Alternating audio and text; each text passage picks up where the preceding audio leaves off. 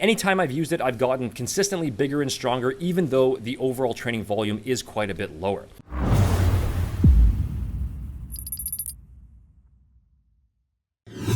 What's up guys, Sean Alawani, RealScienceAthletics.com, and as the title of the video says, today I want to share with you one simple training method to build muscle faster. And when I say build muscle faster, what I mean is build muscle more efficiently. So performing fewer total sets and fewer total reps, but still getting a comparable muscle building result. And no, this is not some sort of silly gimmick. You guys know we don't do any of that on this channel. This is a legitimate training technique that works really well if you execute it properly. Before we jump into it, as a thank you for being subscribed to the channel, I wanted to do a free giveaway today for you guys, and this is for a complete Real Science Athletics product stack, including a month's supply of Pureform, MicroCore, and O3 Prime. This is the supplement line that I personally formulated from scratch using only legit research-backed ingredients in their full dosages without any of the typical marketing BS and corner-cutting tactics that you find so commonly in the supplement industry. I genuinely believe that these are the best formulated products in their categories, and all you have to do to enter is like the video and then leave a comment down below letting me know the #1 question that you have regarding proper fitness supplementation. I'll randomly pick a winner on Saturday and I'll post it in the community tab of the channel. So what is this simple training method that you can use to build muscle faster?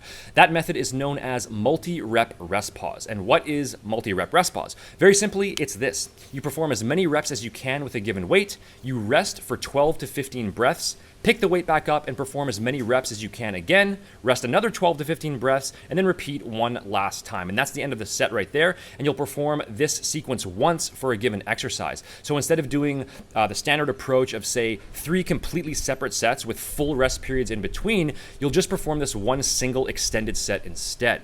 And here's an example of what this might look like, and I'll just use a simple curling exercise here to demonstrate it. So I'm gonna speed up the first 5 reps here just to get to the point. So these are the last 3 reps of the set. I did 8 reps in total for the first attempt.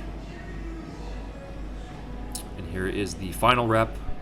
As you can see, this one is really tough. And there's no way I'm gonna get another rep beyond that. So that is the end of the first attempt. Put the weight down and basically just wander around the gym and refocus for a 12 to 15 breath rest before the next attempt. Now here's the second one. So I've rested just long enough to where my strength hasn't fully recovered, but I can still get in a few more reps. And I think I did 4 in total here. Yeah, so half as many reps as the first one. There's the last rep. And then rest another 12 to 15 breaths. And then here's the last one. All 3 reps are gonna be really tough here.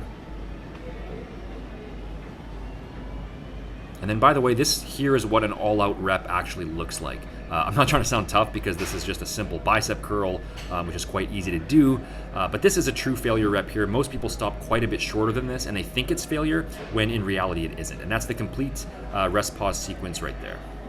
So what's the theory behind this, and how does this build muscle effectively, even though you're essentially just doing one single extended set for an exercise?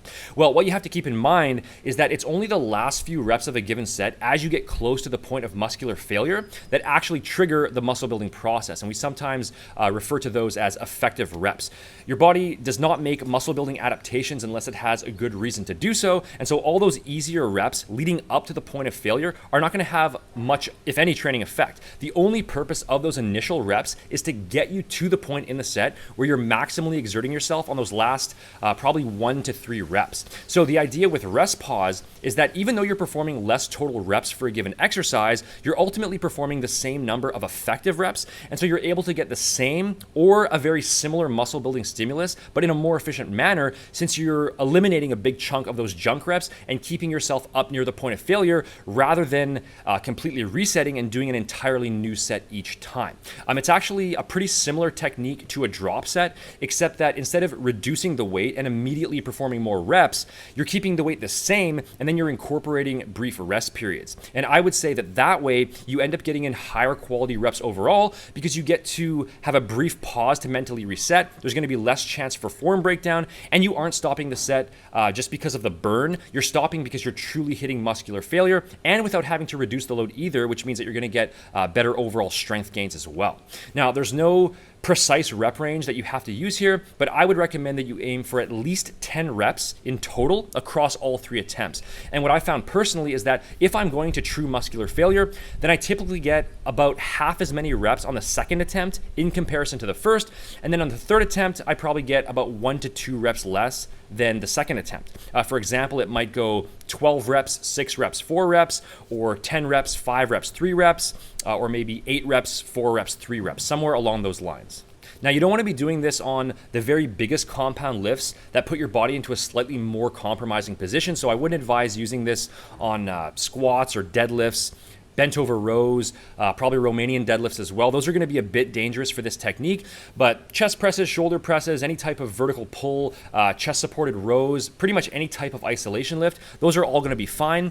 And this is generally best done for exercises where it's really easy to get your body into position for the lift. Otherwise, you end up wasting energy on the setup, and it can become more dangerous when you're on the second or the third attempt.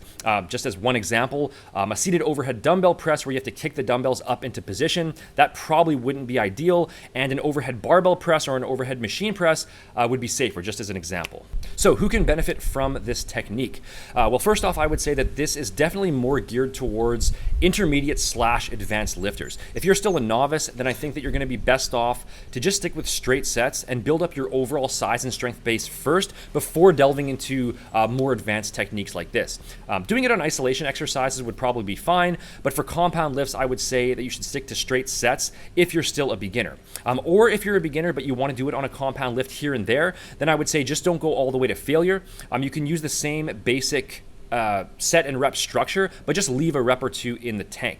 But for those with a bit more lifting experience, this can be a great method if you just want to try something new, or if you're looking for a very time-efficient way to train. Maybe you're at a certain phase in your life where you have limited time to get to the gym, or you're just highly focused in some other area, and so you want a way to be able to get in and out of the gym very quickly. In addition to that, it's also a great method if you just want to find a way to accumulate more training volume for a given muscle, but without having to perform a ton of extra sets. In my case, that's actually what I'm doing currently. I train 3 days per week right now on a full body structure, but for certain muscle groups that I want to emphasize, after I've done my 3 regular straight sets, I'll throw in a multi-rep rest pause at the end just to accumulate some more quality reps.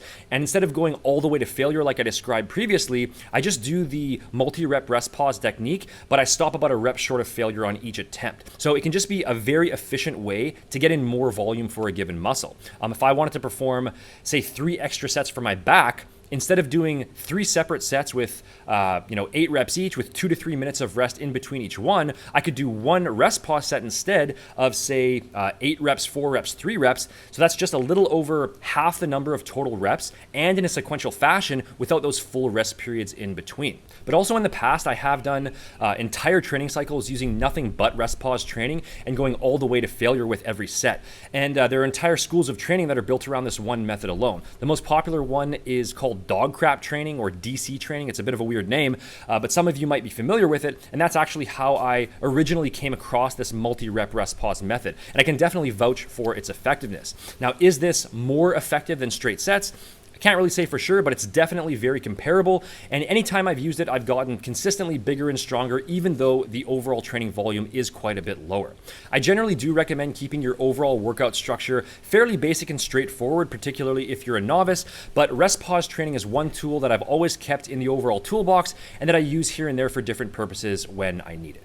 If you found this video helpful, make sure to visit seannell.com/custom, where you can get a complete training and nutrition program from me 100% free. Just fill out the form on that page and I'll get back to you in a few days with a structured plan that you can follow. You can click up here for that or use the link in the description box below. Don't forget to subscribe and hit that notification bell if you're new here so that you can stay up to date on all of my future uploads, and I will see you guys in the next video.